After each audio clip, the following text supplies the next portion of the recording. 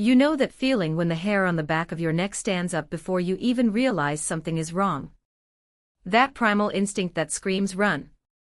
I felt that in the middle of a high-end department store on a Tuesday afternoon. I wasn't supposed to be there. I was supposed to be in a budget meeting at the firm, crunching numbers, being the responsible CFO everyone relied on. But a migraine had split my skull open around noon, and I decided to take a rare mental health afternoon. I was browsing through the scarf section, hidden behind a rack of cashmere, just enjoying the silence and the smell of expensive perfume. That's when I heard the voice. It was a voice I had known my entire life. A voice that used to soothe me when I scraped my knee, and a voice that, in recent years, had become the soundtrack to my anxiety. Brenda. My older sister was 2 aisles over. I froze. My first instinct, the one ingrained in me after decades of being the family doormat, was to step out and say hello. To ask her how she was, maybe offer to buy her lunch. But something in her tone stopped me. It wasn't her usual loud, demanding whine. It was low. Conspiratorial. And it sent a chill straight through my bones. I peeked through the gap in the scarves.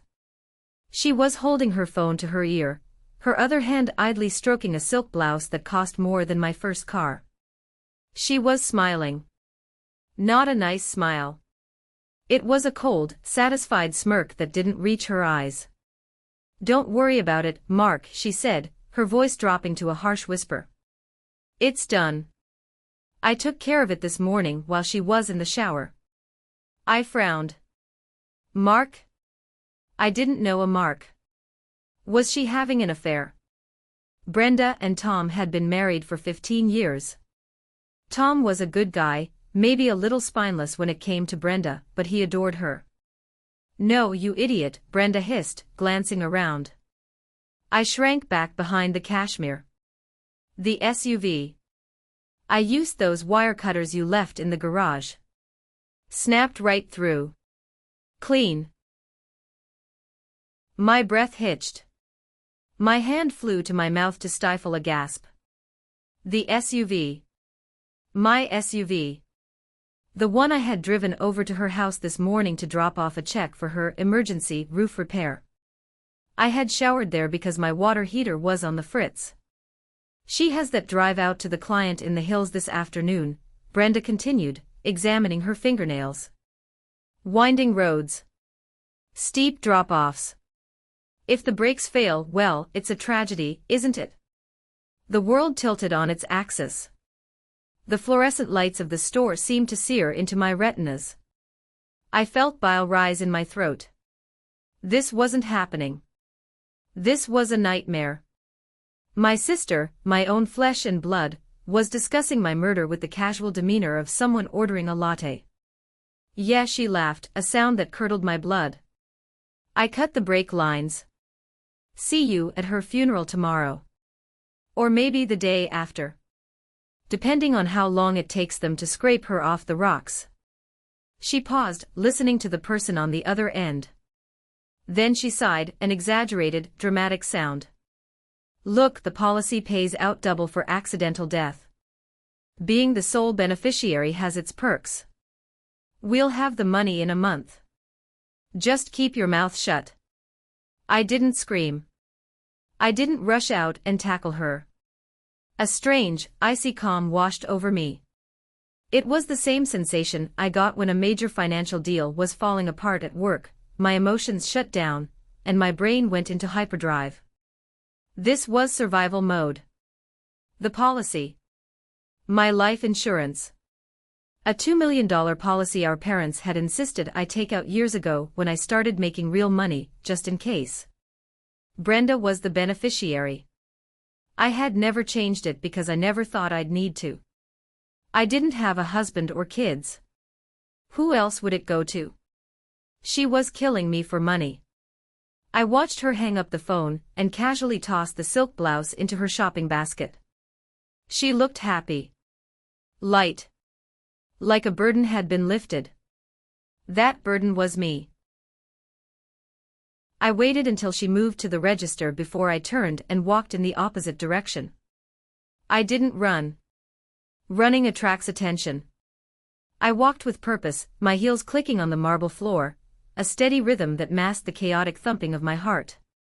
I exited the store through the side doors and stepped out into the blinding sunlight of the parking lot.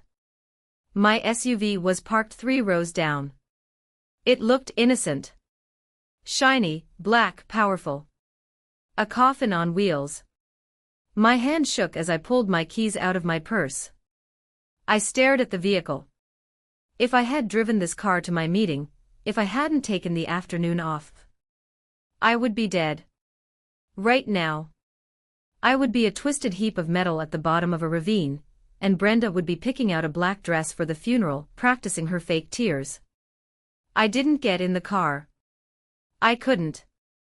Instead, I leaned against the brick wall of the store and dialed a number. Not the police.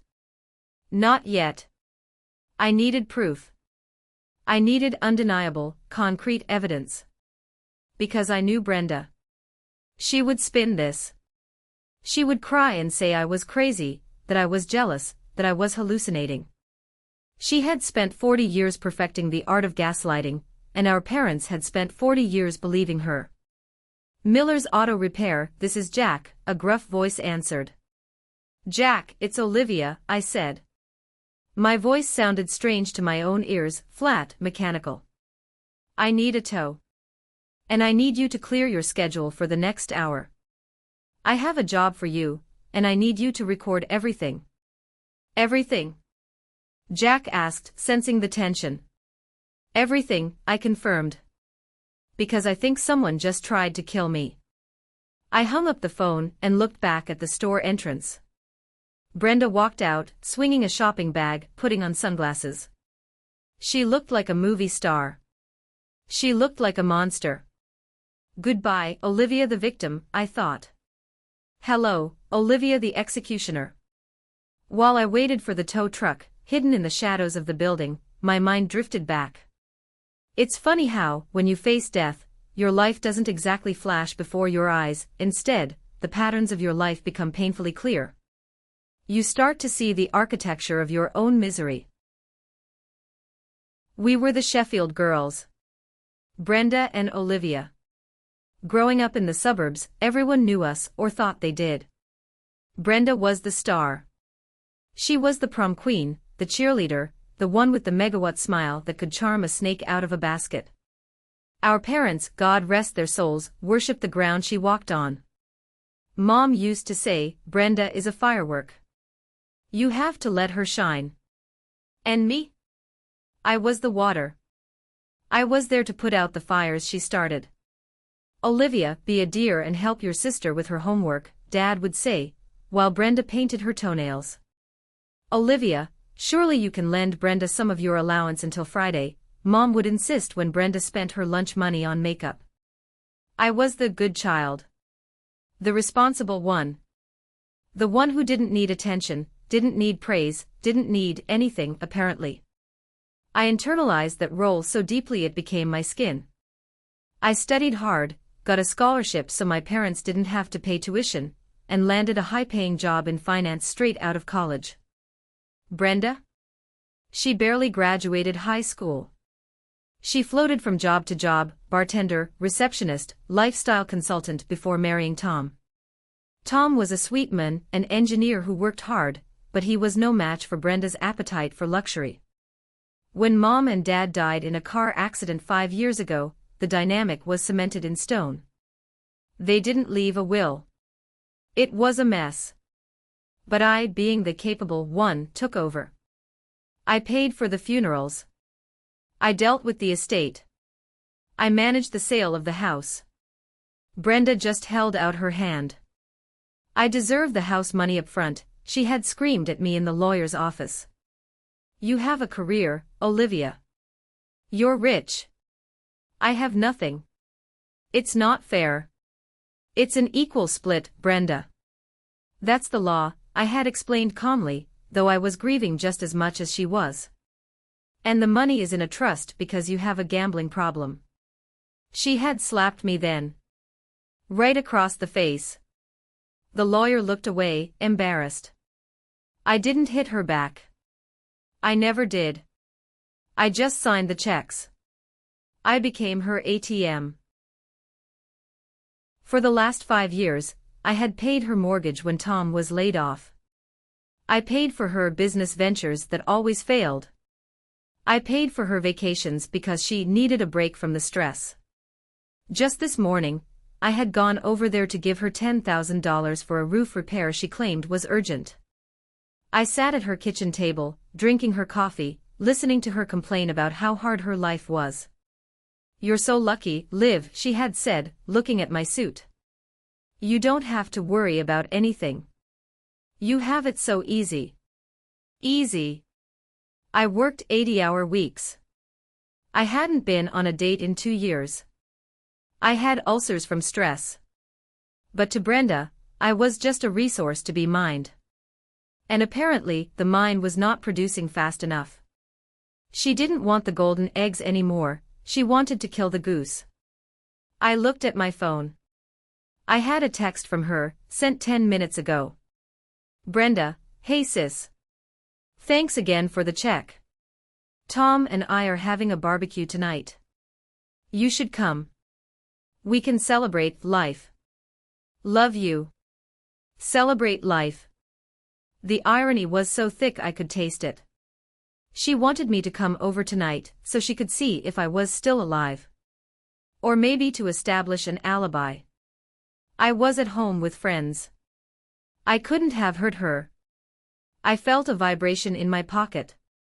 It was the tow truck driver. "I'm here, Miss Sheffield." "Where are you?" "Row F," I said, pushing off the wall. "And Jack?" "Don't use the hook. Put it on the flatbed. I don't want to disturb any evidence." As I watched my car being loaded onto the truck, a memory surfaced. A specific one. I was 10, Brenda was 18. She had stolen Mom's diamond earrings and lost one. When Mom found out, Brenda pointed at me. "Olivia was playing with them," she cried. "Mom didn't even ask me. She sent me to my room without dinner." I sat in the dark, crying, hearing Brenda laughing at the TV downstairs. I had spent my whole life in that dark room, taking the blame, paying the price for her sins. I had spent 34 years trying to buy the love of a family that saw me as nothing more than an insurance policy. Well, the policy was cancelled. The tow truck driver, a burly man named Mike who worked for Jack, looked at me with concern. "You okay, lady? You look pale." "I'm fine, Mike," I said, climbing into the cab of the truck. "Actually, I'm better than fine. I'm awake. The good child died in that department store."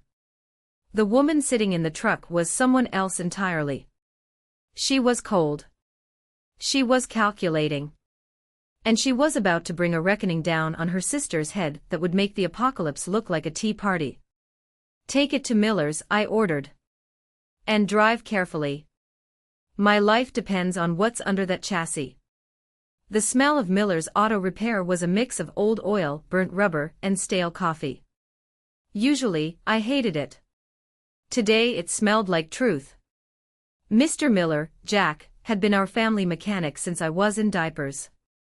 He was a man of few words, with hands that looked like leather and eyes that didn't miss a thing. He had cleared a bay for us as I asked. "All right, Olivia," Jack said, wiping his hands on a rag as the SUV was lowered onto the lift. "You sounded serious on the phone.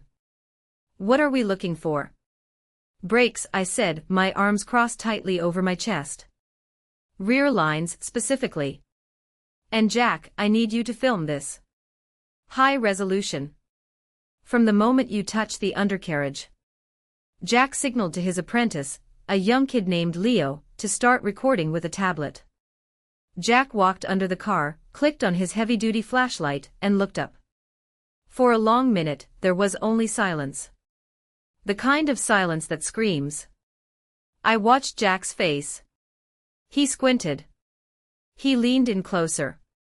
Then, he let out a low whistle that sounded like a curse. "Leo, get in here," Jack said, his voice hard. Get a close-up of this. I stepped forward. Is it?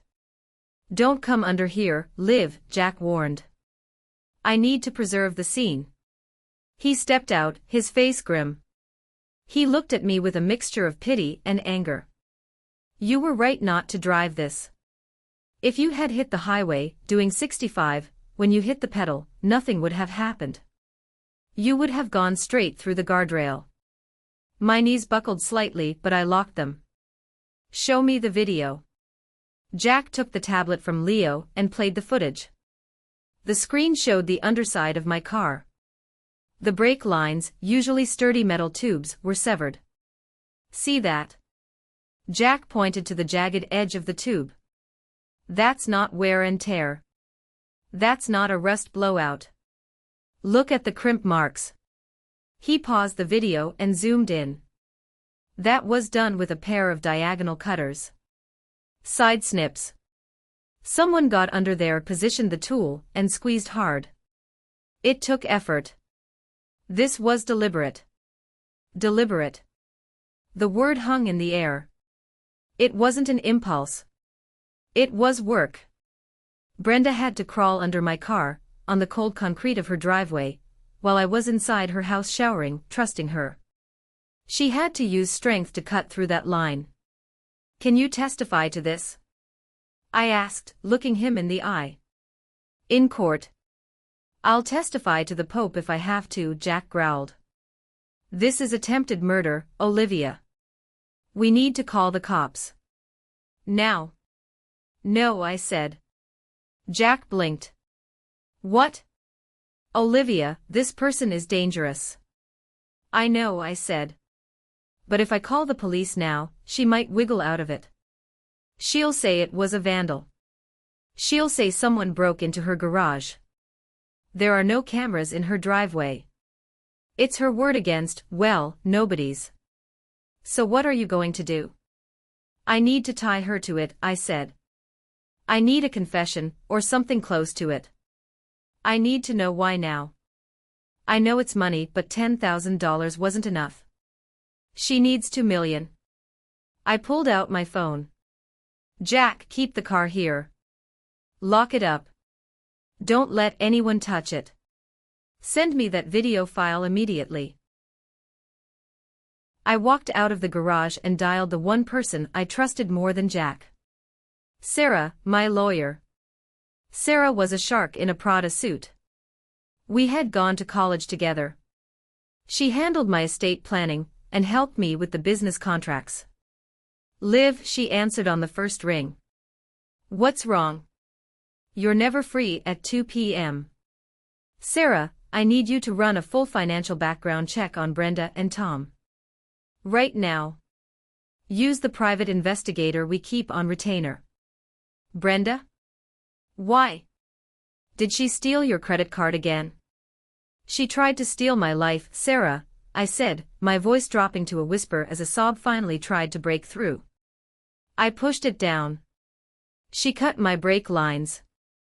I have proof of the sabotage, but I need the motive. I need to know how deep in the hole she is. There was a silence on the line. Then Sarah's voice shifted. The friend was gone, the shark was present. Give me an hour. Go to my office. I'll meet you there. I sat in the waiting room of Sarah's office, staring at a ficus plant. I replayed the conversation in the store over and over. Just keep your mouth shut. Who was Mark? That was the missing piece. An hour later, Sarah walked in. She didn't say hello.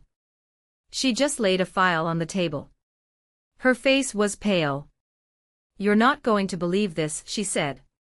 I opened the file. It wasn't just credit card debt. It was an avalanche. They are underwater on the house, Sarah explained, pointing to the figures. Second mortgage, third mortgage. But that's the tip of the iceberg. Brenda has been gambling. Online poker and high-stakes slots. She owes. Olivia, she owes $300,000 to a private lender named Mark Xavier. Mark. The man on the phone. He's a loan shark, Liv, Sarah said. A nasty one. The kind that breaks legs. But Sarah wasn't finished. She flipped to the next page. It was a legal document. A draft. This is the worst part, Sarah said softly. I found this filed with the county clerk this morning. It hasn't been processed yet. I looked at the header, petition for conservatorship. She filed to be your legal guardian, Sarah said, her voice shaking with rage. The affidavit claims you are suffering from early-onset psychosis and severe paranoia. She claims you are a danger to yourself and your finances. I stared at the paper. The audacity was breathtaking. Her plan wasn't just to kill you, Sarah deduced. It was Plan A and Plan B. Plan A, you die in the accident, she gets the insurance. Plan B, you survive the accident but end up incapacitated, or she uses the accident as proof of your instability to get the conservatorship. Either way, she gets control of your money. The snap happened then. It wasn't a loud crack. It was the sound of the last thread of sisterly love severing. The guilt I had carried for years, the obligation, the need to please her, it all evaporated. I looked up at Sarah. My eyes were dry. My hands were steady. Sarah, I said. I need you to draft a change of beneficiary form for my life insurance policy. Immediately. 100% to the St. Jude Children's Research Hospital. And timestamp it for today. Done, Sarah said. And then, I stood up, smoothing my skirt. I need to go to a party. What party? Brenda is having a barbecue. She invited me. She expects me to be dead, or in the hospital. I smiled and it felt like bearing fangs. I'm going to send her a gift. The office air felt thin, like being at a high altitude. I stared at the conservatorship petition. It was filled with lies. Olivia hears voices. Olivia spends recklessly. Olivia has isolated herself. It was a masterpiece of projection. Every single thing she accused me of was actually a reflection of her own life. She was the one spending recklessly. She was the one hearing the voices of debt collectors. Who is the attorney on this? I asked, pointing to the bottom of the page. Some scumbag strip mall lawyer, Sarah spat. He probably took a flat fee to file it without asking questions. But Liv, this Mark Xavier character, if Brenda owes him $300K, she is desperate. Desperate people make mistakes. She made a big one, I said. She thought I was stupid. So what is the plan? Sarah asked, her pen hovering over her notepad. We have the mechanic's video. We have the motive. We can go to the police right now. They'll pick her up within the hour. If we go to the police now, Mark Xavier disappears, I reasoned. And Brenda, she's a manipulator. She'll cry to the police that Mark forced her to do it. She'll play the victim. She might get a reduced sentence. I want her buried, Sarah. Legally and socially. I want everyone to know. I paced the room. And I want Tom to know. Tom? Sarah raised an eyebrow. You think he's in on it? I don't know, I admitted. He's weak. He does whatever she says. But murder? I need to find out. If he's an accomplice, he goes down too. If he's a witness, I can use him. I looked at the clock. It was 4:30 p.m. The barbecue started at 5 o'clock. The sun was starting to dip, casting long shadows across the city. Somewhere in the suburbs, Brenda was marinating chicken, checking her watch, waiting for a call from the highway patrol. I need a courier, I said. And I need the tow truck driver, Mike, to do me a favor. A big one. I picked up my phone and called Miller's Auto Repair again. Jack, is Mike still there? Yeah, he's just cleaning up. Put him on. When Mike answered, I laid it out. Mike, I'm going to pay you $500 cash, plus the tow fee. I need you to take my SUV, exactly as it is, to my sister's house. I'll text you the address. You want me to drop the car off? Mike asked, confused. No, I said. I want you to drop it right in the middle of her driveway. Block the garage. Make it impossible to miss. And I need you to deliver a note to her husband. Hand it to him directly. What's the note? I grabbed a piece of Sarah's legal stationery. I took a thick black Sharpie. I wrote 2 sentences. My handwriting was jagged, aggressive. Chase, this car is a gift from your wife. Ask her about the brake lines. Wait, no. Her husband's name was Tom. My mind was racing so fast I was mixing up names. I crumpled the paper. I took a breath. Focused. Tom, I wrote. This car is a gift from your wife. Ask her why the brake lines are cut. Simple. Direct. A grenade wrapped in paper. I'll have a courier bring the note to the garage, Mike. Wait for it. I looked at Sarah. I need you to come with me. But we wait down the street. We watch. I'm driving, Sarah said, grabbing her keys. And I'm bringing my stun gun. As we left the office, a wave of exhaustion hit me, followed immediately by a surge of adrenaline. I was dismantling my entire life. My only family. You know, I said to Sarah as we got into the elevator. She borrowed my blue dress for her graduation. I hemmed it for her.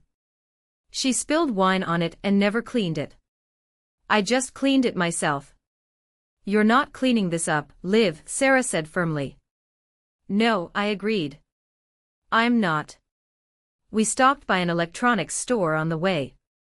I bought a high-powered directional microphone and a set of small, discreet voice recorders. I was going full surveillance. If I was going to catch a predator, I had to think like a hunter. By the time we reached the suburbs, the sky was a bruised purple. We parked Sarah's car 2 houses down from Brenda's. It was a nice neighborhood. Manicured lawns. American flags. The smell of charcoal and lighter fluid wafted through the open window. I could see guests milling about in the front yard. Neighbors. Friends. People I had known for years. They were drinking beer, laughing. Unaware that the hostess was checking her phone every 30 seconds, praying for my death. There it is, Sarah whispered. The massive flatbed tow truck turned the corner. It looked out of place among the sedans and minivans. The orange safety lights flashed, reflecting off the pristine siding of the houses. It was carrying my black SUV like a trophy. Showtime, I whispered. The rumble of the tow truck's diesel engine was the first thing to cut through the chatter of the barbecue. I watched through binoculars from the passenger seat of Sarah's car. Brenda was standing by the cooler, holding a glass of white wine. She looked stunning in a floral sundress, the picture of the perfect suburban hostess. When she saw the tow truck, her smile faltered. She squinted. Then, recognition hit her. I saw her drop the wine glass. It shattered on the driveway, but nobody noticed the sound over the truck's engine. Her hand went to her throat. She wasn't expecting the car. She was expecting a call from the coroner.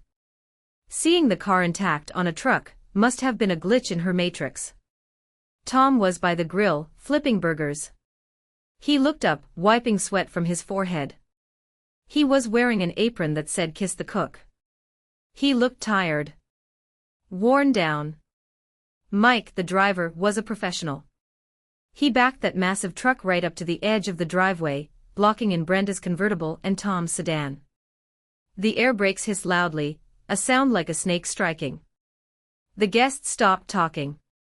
The music seemed to fade away. Everyone was staring. Mike hopped out of the cab. He was wearing his greasy coveralls.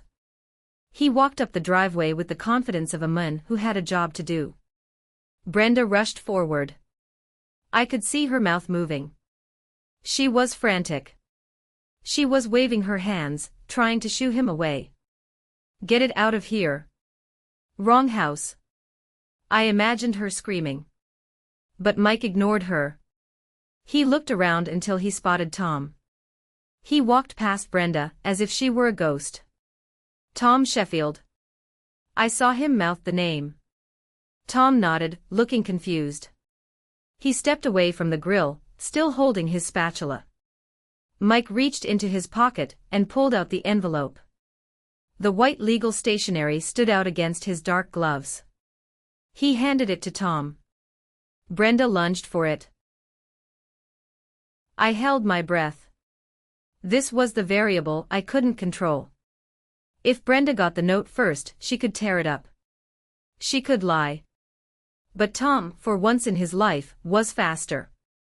He pulled the envelope back, frowning at his wife's aggressive behavior. He said something to her, a question. She froze, realizing that causing a scene in front of 20 neighbors was dangerous. Tom opened the envelope. I watched his face. He read the note once. Then he read it again. He looked at the black SUV sitting ominously on the truck bed. Then he looked at Brenda. His expression wasn't anger. It was pure, unadulterated confusion. Mike didn't wait. He walked back to the truck, operated the hydraulics, and slid my SUV down onto the asphalt. It landed with a heavy thud right in the middle of the party space. It's a Trojan horse, Sarah whispered beside me. Beautiful. I picked up my phone. I had the directional mic pointed at them, but the distance was too far to pick up clear audio over the idling truck. But body language spoke volumes. Tom walked over to the SUV. He walked around it. He looked at the wheels. Brenda was right behind him, her hand gripping his arm. She was whispering frantically into his ear. Gaslighting him in real time. It's a prank, Tom. Olivia is crazy. She's trying to ruin our party. Tom shook her off. That was new. He knelt down by the rear tire. He's looking, I said, my heart pounding against my ribs. Look, Tom. Look at the fluid. Because the lines were cut, the brake fluid had leaked out during the transport. There was a small, dark puddle forming under the rear axle. Tom touched the puddle. He rubbed the fluid between his fingers. He smelled it. He stood up.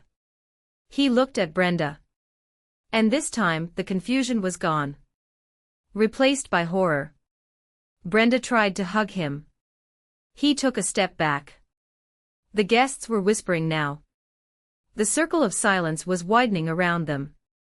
Phase 1 complete, I said, putting down the binoculars. Now for Phase 2. I picked up my phone. I found the audio file, the recording of Brenda in the store. I cut the brake lines. See you at her funeral. I selected Tom's contact. I hesitated for a fraction of a second. I was about to blow up his life too. He was a decent man who had just married the wrong woman. But he had enabled her for years. He had let her leech off me. Ignorance is not innocence. I hit send. Let's see if he checks his phone, I murmured. From our vantage point, the scene in the driveway looked like a silent film coming apart at the seams. Tom's phone was in his pocket. He didn't feel it buzz immediately because Brenda was in his face. She was crying now, her go-to defense mechanism. I could see the crocodile tears shimmering even from here. She was gesturing at the car, then at herself, then at the house. She's telling him I sent the car to embarrass them, I deduced. She's spinning a narrative about how I'm unstable and vindictive. The neighbors were awkward. Some were drifting back towards the coolers, pretending not to watch, while others were blatantly staring. A woman named Karen, the neighborhood gossip, had her phone out. Good. Let her record. Tom looked torn. He looked at his crying wife, and his posture softened. The years of manipulation were kicking in. He reached out a hand to touch her shoulder. "No," I hissed. "Don't fall for it, Tom." Then, he stopped. He pulled his phone out of his pocket. He looked at the screen. He saw a message from me. Audio attachment. Brenda froze. She knew I was the only one who could be texting him right now. She tried to grab the phone.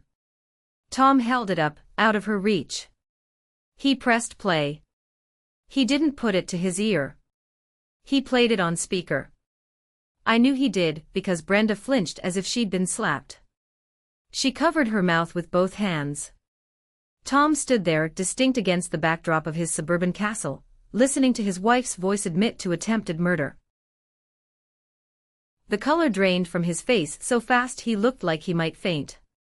He looked at the phone, then at Brenda. The horror in his eyes was absolute. It wasn't just that she had done it, it was that she had done it so casually. He said something. It looked like one word. "Why?" Brenda started shaking her head violently. She pointed at the phone, then at me, or where she thought I was. She was screaming now. I could hear faint shouts drifting down the street. "It's fake. It's AI. She made it up." That's what she was saying. I knew it. Tom looked at the car again. The physical evidence.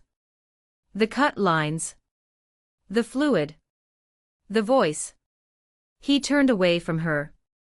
He walked towards the house. Brenda chased him. She grabbed his arm, digging her nails in. He spun around and shoved her away. It wasn't a violent shove, just a desperate create space shove. She stumbled back in her heels and fell onto the grass. The guests gasped. Tom didn't help her up. He went inside the house and slammed the door. Brenda sat on the grass for a moment, stunned. Then she looked around at her neighbors. She smoothed her dress, stood up, and tried to smile. It was a grotesque, fractured thing. She pulled out her phone and dialed a number. My phone rang. "Hello, Brenda," I answered. I put it on speaker so Sarah could hear. "You bitch!" Brenda screamed. Her voice was guttural, demonic. "What the hell do you think you're doing? You ruined my party. You embarrassed me." "I embarrassed you?" I asked calmly. "You tried to kill me, Brenda." "I did no such thing." "You're crazy. You're off your meds," she shrieked. "I'm going to sue you for slander. I'm going to have you committed." "The brake lines are cut, Brenda. The mechanic found the tool marks." "You did it yourself," she countered. "You cut them yourself to frame me because you're jealous of my life. You're jealous that I have a husband and you're a lonely, barren spinster." The word stung, but only for a second. Barren spinster. That was her favorite insult. "I'm coming over, Brenda," I said. "And I'm bringing my lawyer. We need to have a chat. You, me, and Tom. Don't you dare come near my house." "I'm already here," I said. I signaled Sarah. She started the car. We drove the 100 yards to the driveway, pulling up right behind the tow truck. I stepped out of the car. I was wearing my sharpest business suit, armor. Sarah stepped out beside me, clutching her briefcase like a weapon. The neighbors parted like the Red Sea. They sensed the power shift. Brenda stood in the driveway, her chest heaving. Her eyes darted around, looking for an escape, looking for an ally. But there were none. "Get off my property," she hissed. "We need to talk to Tom," I said, walking past her. "He doesn't want to see you." The front door opened. Tom stood there. He held a suitcase in one hand. "Actually," Tom said, his voice trembling but loud enough for everyone to hear. "I think I need to hear this." The living room was decorated in modern farmhouse style, lots of generic signs that said gather and blessed. It felt like a stage set for a play that had just been cancelled. We sat at the dining table. Me, Sarah, Tom, and Brenda. Brenda had composed herself. She had wiped away the tears and replaced them with a look of haughty indignation. She was banking on Tom's weakness. She was banking on the fact that he loved her, and that he was terrified of conflict. "This is ridiculous," Brenda huffed, crossing her arms. Tom put the suitcase away. "Olivia is having a breakdown. We need to call a doctor, not a divorce lawyer." Tom didn't move the suitcase. He looked at me. "Is it true, Liv? Did she?" "Here is the report from the mechanic," I said, sliding the paper across the mahogany table. "And here is the affidavit from Jack Miller stating that the cuts were made with diagonal pliers consistent with the ones in your garage." Tom picked up the paper. His hands were shaking. "And," Sarah added, sliding another stack of papers, "here are Brenda's financial records. The gambling debts. The loan sharks." Brenda lunged for the papers. "That's private. You have no right." Sarah caught her wrist. Sarah didn't look strong, but she worked out 5 days a week. She held Brenda's hand down on the table. "Sit down, Brenda. We're not done." "Tom," Brenda pleaded, turning her eyes to him. "Baby, please. It's just debt. I was trying to fix it. I was going to win it back. I had a system." "A system?" Tom whispered. "You lost 300 grand. We don't have that kind of money, Bren. We're broke." "We wouldn't be broke if she helped us." Brenda pointed a shaking finger at me. "She has millions sitting in the bank. She hoards it. She watches us struggle and laughs." "I paid your mortgage for 2 years," I said quietly. "I paid for your car. I paid for this roof. You gave me scraps." Brenda screamed. "You think you're so superior because you went to college. Because you're a CFO. You're nothing without us. Mom and Dad loved me more. They told me. They said you were cold. They said you were a robot." It was a low blow, designed to make me cry. To make me retreat into the little girl in the dark room. But I wasn't that girl anymore. "Did you cut the brakes?" Tom asked. His voice was louder this time. Brenda looked at him. She saw the suitcase. She saw the end of her lifestyle.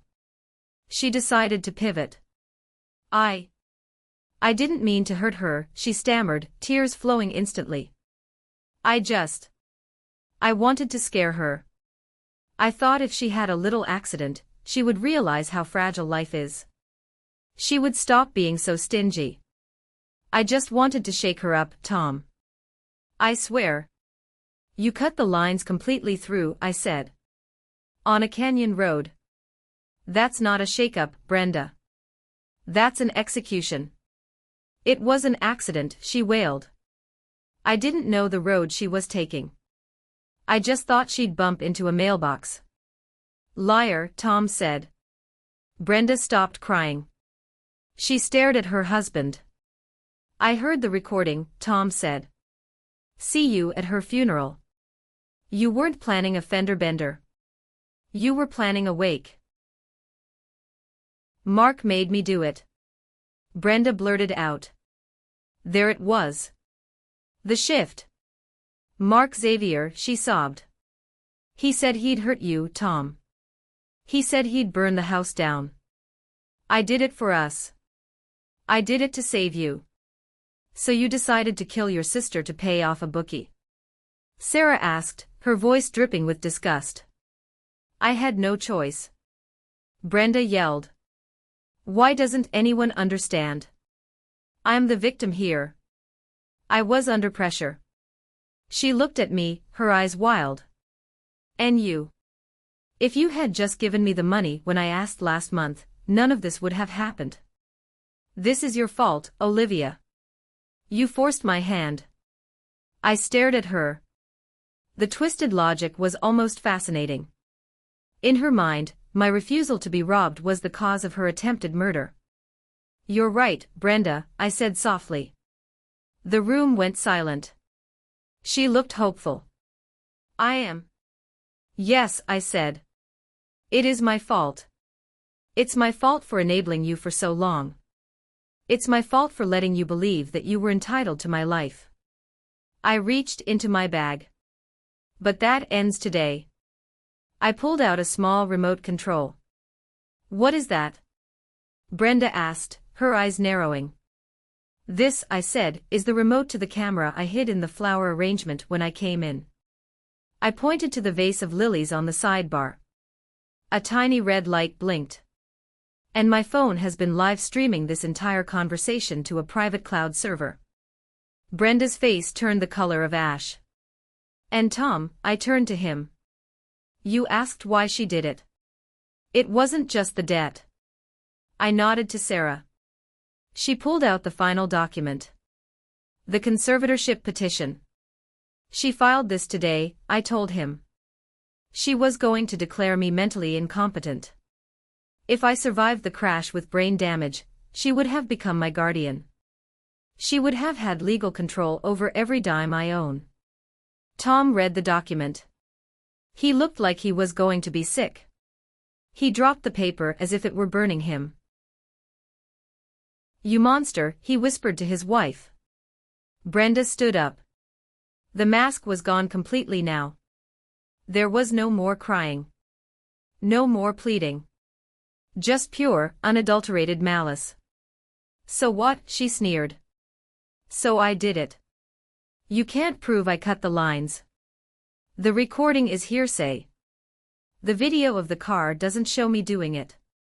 And this conversation. Illegal recording. Inadmissible. She smiled. A shark surfacing. And even if you send me to jail, Olivia, accidents happen. You have to sleep sometime. And when you die, I still get the money. I'm the beneficiary. I can wait. I looked at Sarah. Sarah smiled. It was the smile of a predator who had just trapped its prey. Actually, I said, leaning forward. That's the one thing I wanted to tell you. The air in the room was heavy, suffocating. Brenda stood there, smug in her belief that the legal system would protect her, or at least that her status as my heir made her untouchable. She thought she had won the long game. You think you're so smart, Brenda spat. But you're weak, Olivia. You always have been.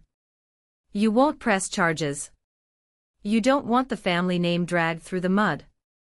You don't want people to know your sister is a desperate housewife. I don't care about the family name anymore, I said, my voice steady. The name Sheffield died with Mom and Dad. What's left is just us. And you're not family. You're a parasite. I'm your sister, she screamed. I changed your diapers. And you tried to plan my funeral. I yelled back, finally letting the anger crack through. I stood up, slamming my hand on the table. The dishes rattled. You stood in a store and laughed about scraping me off the rocks. You filed papers to call me crazy.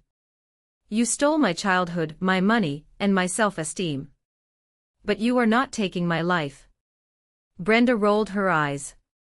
Oh, save the drama. Tom, are we going? I'm sick of this. Tom didn't move. He was staring at the floor. Tom, she barked. I'm not going anywhere with you, Tom said quietly. He looked up and his eyes were red. I'm leaving, Brenda. I'm calling my brother. I'm staying there. You can't leave me. Brenda gasped. I'm in trouble. You have to support me. For better or worse, remember. This isn't worse, Tom said. This is evil. Fine. Brenda shrieked. Go. I don't need you. I don't need anyone. When I get Olivia's money, I'll buy a husband who actually has a spine. She turned back to me, crossing her arms triumphantly. You heard me. Even if I go to prison for attempted murder, which I won't because I'll get a good lawyer, I'm still your heir. Unless you get married and pop out a kid in the next 5 minutes, that policy is mine. So go ahead. Call the cops. I'll do my time. And when you eventually slip in the shower or crash your car, I win. She was right about one thing: in many states, slayer statutes prevent a murderer from inheriting, but if she was only convicted of attempted murder, or if she pleaded it down to vandalism, the waters were murky. She could fight for years. She could torment me from a cell. I looked at her. I really looked at her. Beneath the makeup and the designer dress, she was pathetic. A hollow shell filled with greed. Brenda, I said, my voice dropping to a conversational tone. Do you remember when we were kids and you told me that I was lucky because I was boring? You said being boring meant I was safe. Yeah, and? Well, I did something very boring today. I did paperwork. I nodded to Sarah. Sarah reached into her briefcase. She pulled out a single sheet of paper. It wasn't thick. It wasn't impressive. But it was the most powerful weapon in the room. What is that? Brenda asked, her eyes darting to the paper. This, Sarah said, holding it up, is a change of beneficiary form for Olivia's life insurance policy. Brenda froze. The smugness evaporated. What? It was time-stamped and filed electronically at 3:15 p.m. today, Sarah continued, her voice crisp and professional. 2 hours before you confessed on tape. No, Brenda whispered. You can't, you need a witness, it takes days. I'm a notary, Sarah smiled. And it takes minutes online if you know what you're doing. Who? Brenda demanded, her voice rising to a shriek. Who did you leave it to? Tom? I'll sue him. Not Tom, I said. I walked around the table until I was standing right in front of her. I wanted to see her eyes when her world collapsed. I left it to the St. Jude Children's Research Hospital, I said. Every cent. $2 million. If I die tomorrow, sick children get treatment. You get nothing. Brenda's mouth opened and closed like a fish out of water. Nothing, she choked out. Zero, I confirmed. And the trust fund? I dissolved it this afternoon. The remaining assets are being transferred to a blind trust that you can't touch. The house you're standing in. It's in my name. I'm evicting you. Notice will be served tomorrow. Brenda began to shake. Not the fake trembling from before. This was the shaking of a junkie who just saw their stash flushed down the toilet. You can't. She stammered. I can, I said. And I did. But I have debts, she screamed, grabbing my shoulders.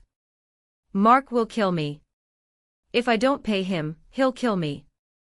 Then I guess you better hope the police get here before Mark does, I said coldly, removing her hands from my jacket.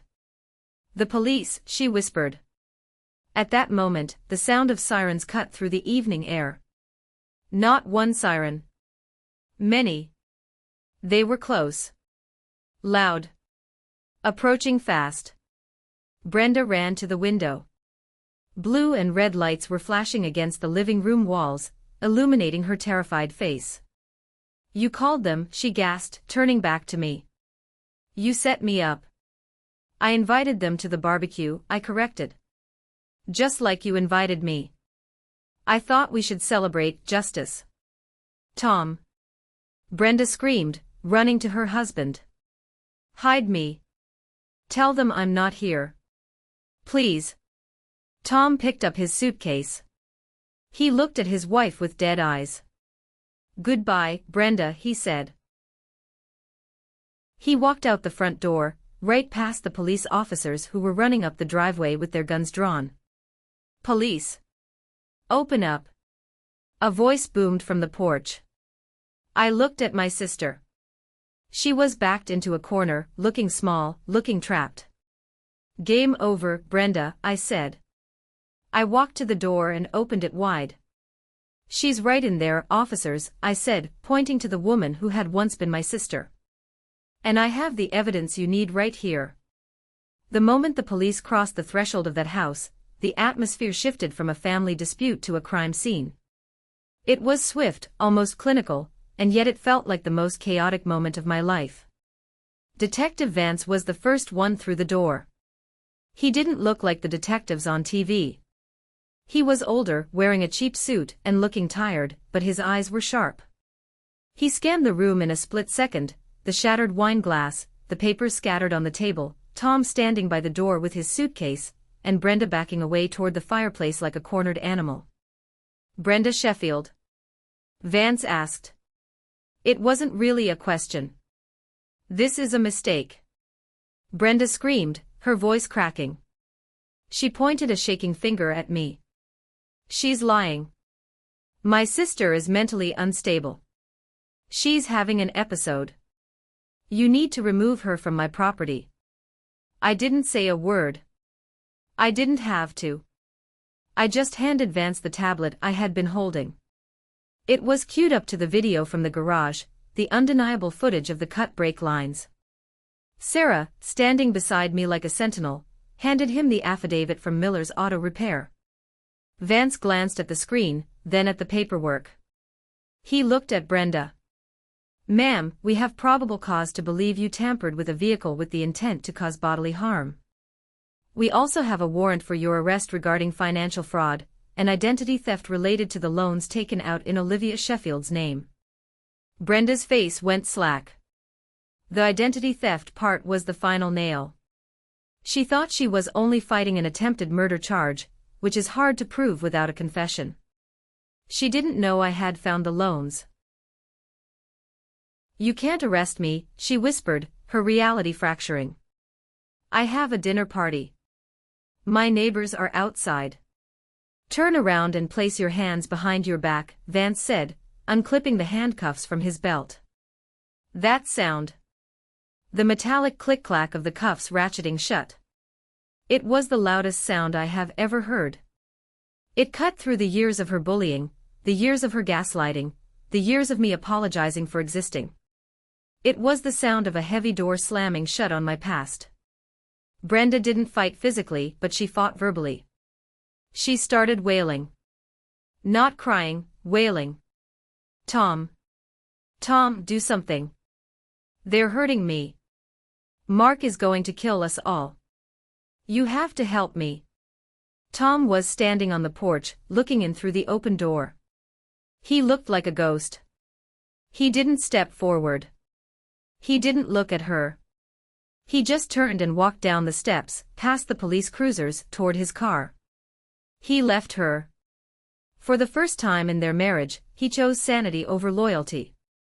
As Vance led her toward the door, Brenda locked eyes with me. There was no remorse there. Only pure, distilled hatred. "You'll pay for this, Olivia. You think you've won? You have no one. You're going to die alone in that big house with your money. I'm the only family you had." "I'd rather be alone than dead," I said calmly. Watching them march her out of the house was surreal. My heart was pounding against my ribs, not from fear anymore, but from the sheer adrenaline of survival. I had done it. I had stood up to the monster under my bed, and I had won. But before I tell you what happened when she stepped out onto that driveway, I need to take a second. The front lawn looked like a scene from a movie, bathed in the strobe light effect of red and blue emergency lights. The neighbors, the people Brenda had spent years trying to impress with her leased cars and her fake smile, were all there. They weren't drinking beer anymore. They were standing in a silent semicircle at the edge of the property, phones raised, recording. Brenda had always wanted to be the center of attention. She had always wanted to be famous. Well, she was getting her wish. Detective Vance gripped her arm firmly, guiding her down the concrete path. Brenda stumbled in her high heels. Her mascara was running down her face in black streaks. She looked at the neighbors, searching for a friendly face. "Karen," she yelled at the woman across the street. Tell them I'm a good mother. Tell them this is a mistake." Karen didn't say a word. She just kept her iPhone steady, zooming in. "Dave!" Brenda shouted at the man next to Karen. "Dave, call your lawyer. Help me." Dave looked down at his shoes. The silence of the neighborhood was deafening. These people knew. They had seen the tow truck. They had seen the cut brake lines. And deep down, they had probably always known something was off about Brenda. The facade of the perfect suburban queen had shattered, revealing the rot underneath. I walked out behind the police, Sarah right beside me. I stopped at the top of the driveway. I didn't want to get close to the cruiser. I just wanted to bear witness. They pushed her into the back of the squad car. She had to duck her head, a humiliating, awkward movement for someone who prided herself on grace. As the door slammed shut, she pressed her face against the window. She was screaming something, but the glass muffled the sound. It looked like she was mouthing my name. "It's over, Liv," Sarah said, putting a hand on my shoulder. Her grip was tight, grounding me. "Is it?" I asked, watching the lights reflect off the wet asphalt where my brake fluid had spilled. "The evidence is ironclad," Sarah assured me. "The video, the mechanic's testimony, the financial records, the recording of her confession, and the conservatorship filing. She gave us everything we need to put her away for a decade, maybe more." Another police car pulled up. 2 officers got out and approached me. They were respectful, almost gentle. "Ms. Sheffield," one of them asked. "We need to take your statement. And we need to take the SUV into evidence." "Take it," I said. "I never want to see that car again." As the first cruiser pulled away with Brenda inside, I felt a strange sensation in my chest. It wasn't happiness. It wasn't joy. It was a hollow, aching relief. It was the feeling of putting down a heavy backpack you've been carrying for 30 years. I looked over at Tom's car. He hadn't left yet. He was sitting in the driver's seat of his sedan, his head resting on the steering wheel. I could see his shoulders shaking. "I should go talk to him," I said. "Liv, you don't owe him anything," Sarah warned. "He was there. He benefited from your money too." "I know," I said. "But I need to know one thing. I need to know if he knew about the brakes. I need to look him in the eye when the adrenaline isn't pumping." I walked over to his car and tapped on the glass. Tom jumped.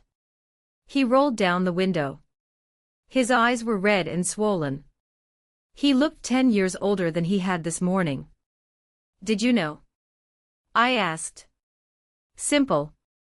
Direct. "No," Tom choked out. "God, no, Olivia. I knew about the debt. I knew about the gambling. I knew she was jealous. But murder? I swear on my mother's grave. I didn't know."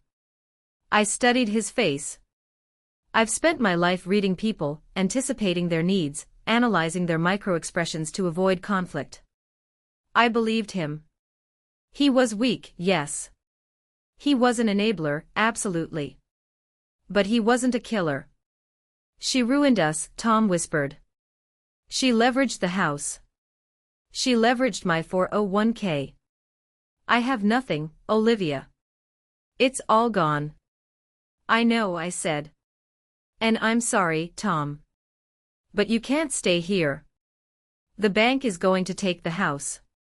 And I'm not bailing you out this time." It was the hardest thing I'd ever said to him. I wanted to help. The old Olivia would have written a check right then and there. But the new Olivia kept her checkbook closed. "I understand," he said quietly. He started the engine. "I'm going to my brother's in Ohio. I'm sorry, Liv. For everything." He drove away, following the police cruiser that held his wife. I stood alone in the driveway of the house I had paid for, watching the red taillights disappear into the darkness. The party was over. The guests had scattered like cockroaches when the lights came on. I turned to Sarah. "Let's go home." "To your house?" she asked. "No," I said. "To a hotel. I can't be alone tonight. And tomorrow I have to start cleaning up the mess." The next few days were a blur of legal meetings, police interviews, and media evasion.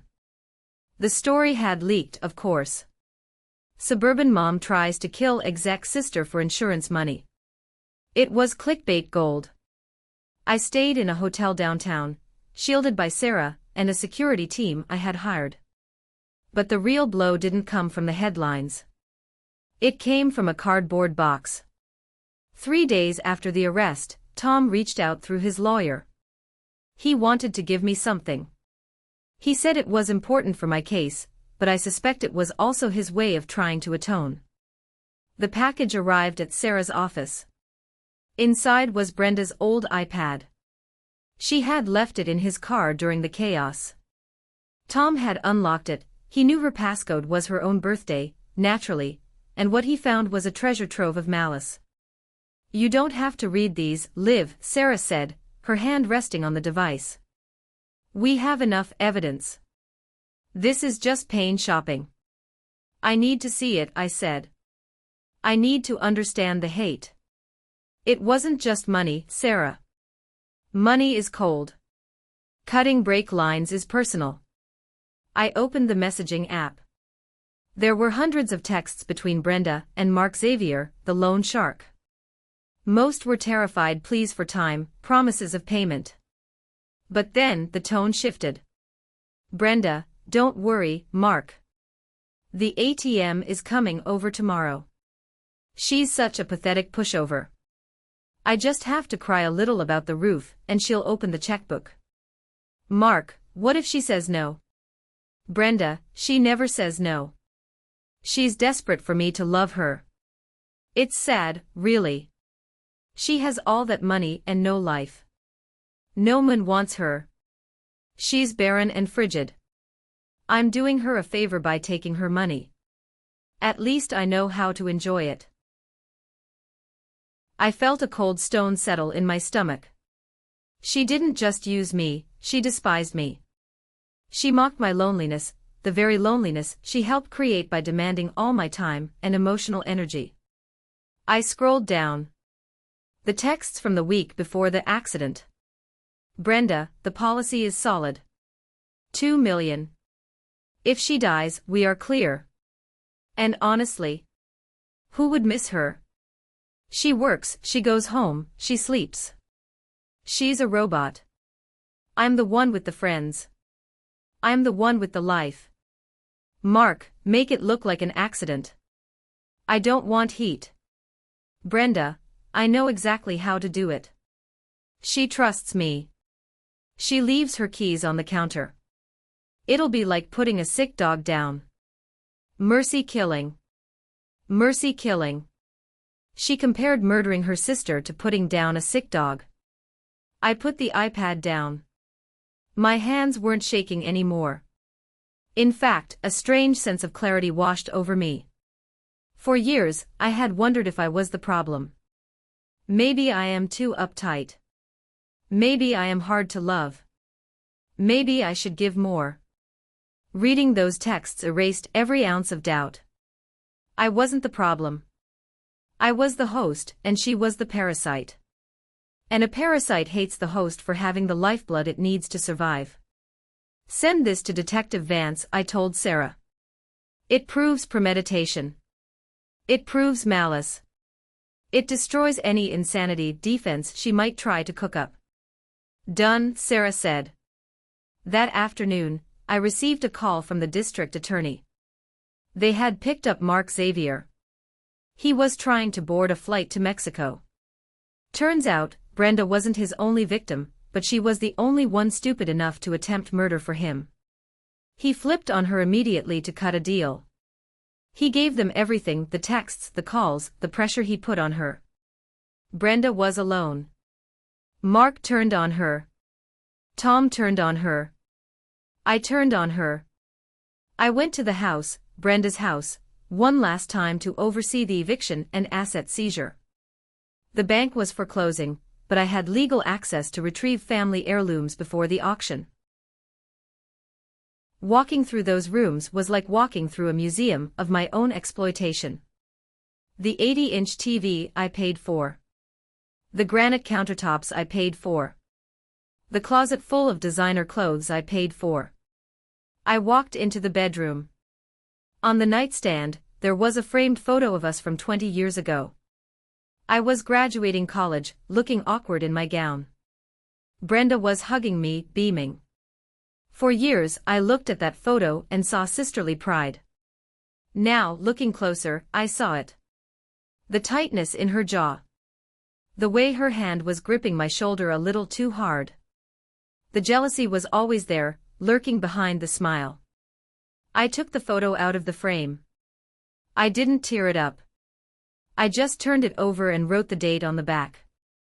The day I started working for you.